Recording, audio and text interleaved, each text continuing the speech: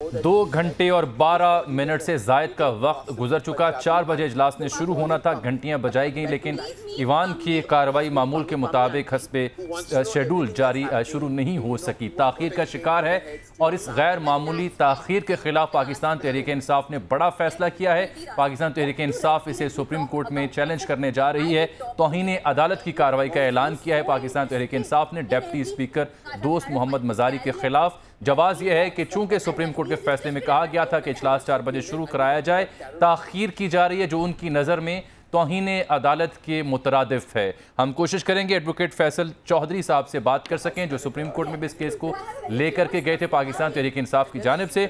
उनसे हम बात करेंगे और जानेंगे कि क्या फैसला किया है पाकिस्तान तहरीक इंसाफ ने। फैसल चौधरी साहब, अगर आप मुझे सुन पा रहे हैं, अस्सलाम वालेकुम, खुशामदीद। ट्रांसमिशन में 2 घंटे 12 मिनट की ताख़ीर हुई, तौहीन अदालत की कार्रवाई मकसूद है आपको डिप्टी स्पीकर के खिलाफ, क्यों भला?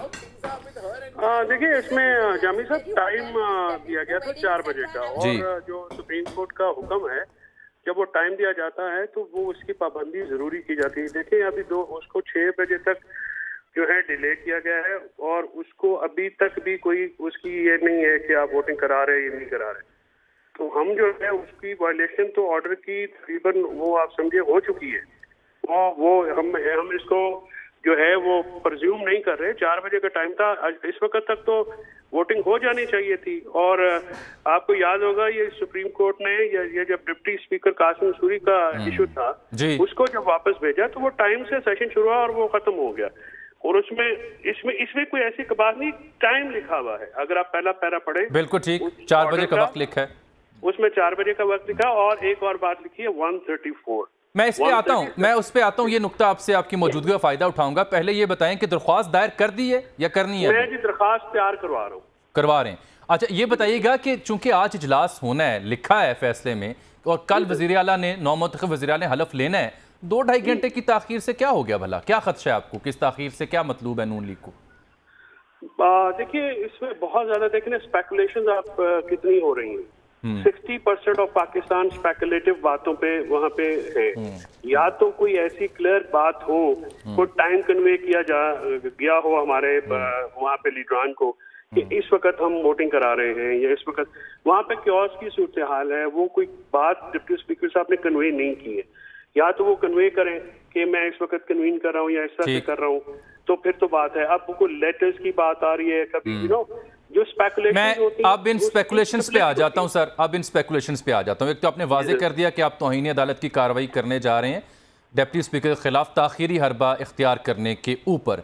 दूसरी बात ये वाजे कीजिए जी, दूसरी बात ये फरमाइएगा, दरख्वास्त देने जी दरख्वास्त। अब ये फरमाइएगा कि ये 2 स्पेकुलेशंस हैं। एक कि जो 25 अरकान आपके जो मुनहरिफ हुए, डी-सीट हुए, ज़िमनी इंतखाब हुआ, लाहौर हाई कोर्ट के फैसले में कहा गया इनको शुमार ना किया जाए।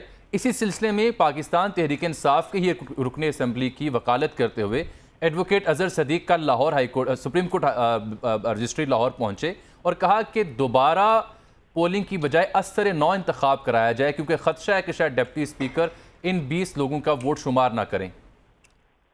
नहीं, वो उसमें ऐसा है, वाजे कर दें कि वो जो 25 लोग थे, मुनहरिफ अरकान थे, जो सुप्रीम कोर्ट ने सदारती रेफरेंस में फैसला देते हुए, अपनी ओपिनियन देते हुए, वहाँ पे ये कहा कि एक पार्टी के जो वोट होंगे वो दूसरी पार्टी के लिए नहीं काउंट किए जाएंगे। हाई कोर्ट ने उस फैसले की रोशनी में हमजा शहबाज शरीफ के इलेक्शन के ऊपर उस रूल का इतलाक करते हुए वो ये सेकंड राउंड करने का हुक्म दिया।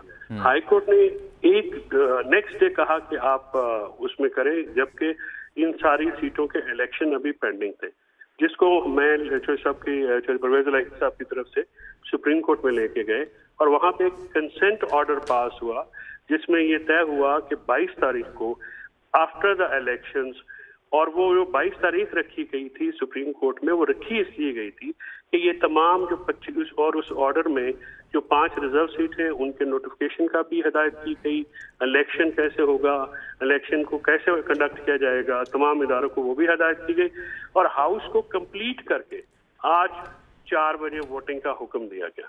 लिहाजा डिप्टी स्पीकर के पास पहली बात तो यह है कि कोई रूलिंग देने का इख्तियार नहीं है आइन के मुताबिक और ना रूल्स ऑफ बिजनेस में, ना ही डिप्टी स्पीकर साहब को ये जो सारा मामला हो रहा है ये सुप्रीम कोर्ट के हुक्म के ताबे हो रहा है। لہذا کوئی بھی جو ایکشن ہے وہ ہوگا سپریم کورٹ کے حکم کے تابع، اور ڈپٹی اسپیکر صاحب کو آرٹیکل 130 سب کلاس 4 کے پروویزو کے جو پروویزو ہم اس کو کہتے ہیں وہ شروع ہوتا ہے پرووائڈڈ، اس کے تحت ووٹنگ کرانی ہے. یعنی جتنے اراکین اسمبلی میں موجود ہیں، حلف لے کے جو پہنچ چکے ہیں وہ کاؤنٹ ہوں گے. اگر حلف لیے بغیر تو پھر ممبر قومی اسمبلی کنسیڈر نہیں کیا جائے. ایک دوسری افواہ یہ ہے، رول بھی سائن ہوتا ہے، یہ اسمبلی کے رولز آف پروسیجر ہے.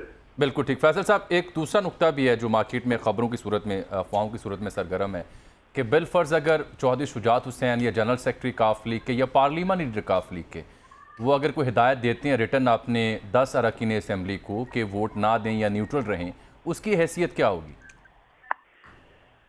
جی سر، اس کی حیثیت کیا ہوگی اگر کاف لیگ کے صدر یا کاف لیگ کے جنرل سیکرٹری یا کاف لیگ کے پارلیمانی لیڈر اپنے 10 اراکین اسمبلی کو کوئی ہدایت دیتے ہیں ووٹ کاسٹ کرنے نہ کرنے کے حوالے سے؟ ایک تو اگر وہ ایسا کام کرتے ہیں کوئی بھی شخص تو وہ توہین عدالت ہوگی، عدالت کے فیصلے میں عمل درآمد میں رکاوٹ ڈالنے کے مترادف ہوگا. اچھا، پہلی بات. دوسری بات یہ ہے کہ آئین کی اور قانون کی جو اسکیم پرووائڈ کی گئی ہے اس میں پارلیمانی پارٹی کا ورڈ ہے. پارلیمانی پارٹی وہ سنگل پولیٹیکل پارٹی ہوتی ہے جو کسی ہاؤس میں موجود ہو. ہاؤس کی ڈیفینیشن 63A7 میں دی گئی ہے کہ ادھر سینٹ، یہ جو آپ پارلیمانی پارٹی کا ذکر کریں 63(1)B، 63A یہاں 1 جو سٹارٹ ہوتا ہے اگر اس کو آپ پڑھیں، جی پارلیمانی party means party consisting of a single party, مجھے کوئی ایگزیکٹ ورڈ جی یہی ہے نا. تو اس کا مطلب یہ ہے کہ پولیٹیکل پارٹی کا وہ حصہ جو کہ پارلیمنٹ کے یا صوبائی اسمبلی میں الیکٹ ہو کے وہاں پہ موجود ہو، اور وہ اکثریت اگر اس کا فیصلہ کر لے تو پارٹی ہیڈ بھی اس ہیلپ لیس ہے، وہ پارلیمانی پارٹی کا فیصلہ اکثریتی جو ہے یا اس کا ماننے کا پابند ہے، وہ اس کو چینج نہیں کر سکتا. اگر کوئی ممبر جو ہے وہ پارلیمانی پارٹی کی ڈائریکشنز کو وائلیٹ کرتا ہے، ڈیفیکٹ کرتا ہے، منحرف ہوتا ہے، تو پھر اس کے خلاف پارٹی لیڈر کارروائی کرنے کا مجاز ہوگا، جیسا کہ عمران خان صاحب نے ان 25 لوگوں کے خلاف کارروائی کی. تو گویا اب آپ اس تاخیر کے خلاف سپریم کورٹ جا رہے ہیں، ڈپٹی اسپیکر کے خلاف توہین عدالت کا مقدمہ. اس میں سر اس میں یہ ہوتا ہے نا جامی صاحب کے جو توہین عدالت ہوتی ہے اس میں یہ ہوتا ہے کہ اگر آپ جان بوجھ کے آپ عدالتی حکم کی عمل درآمد میں رکھنا ڈال رہے ہیں، آپ اس کو obstruct کر رہے ہیں، آپ اس کو عمل درآمد ہونے نہیں دے رہے اپنی کلاؤڈ یوز کر کے، اپنی پاور یوز کر کے، تو پھر وہ توہین عدالت ہوتی ہے. اور توہین عدالت سے سزا 6 مہینے تک ہو سکتی ہے، اور اس کا جو سب سے ڈیمیجنگ افیکٹ ہوتا ہے کسی پالیٹیشین کے اوپر، اس کی پالیٹکس ختم ہو جاتی ہے، وہ زندگی بھر کے لیے ڈسکوالیفائی ہو جاتا ہے. درخواست پر تیار ہو رہی ہے جی؟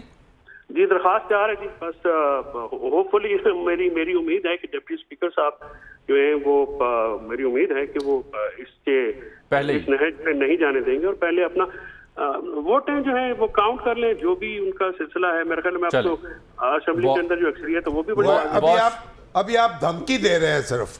شامی صاحب کہہ رہے ہیں شامی صاحب میں دھمکی نہیں دیتا، میں تو قانونی آدمی ہوں سر، میں تو قانونی کارروائی کروں گا. بہت شکریہ فیصل چوہدری صاحب.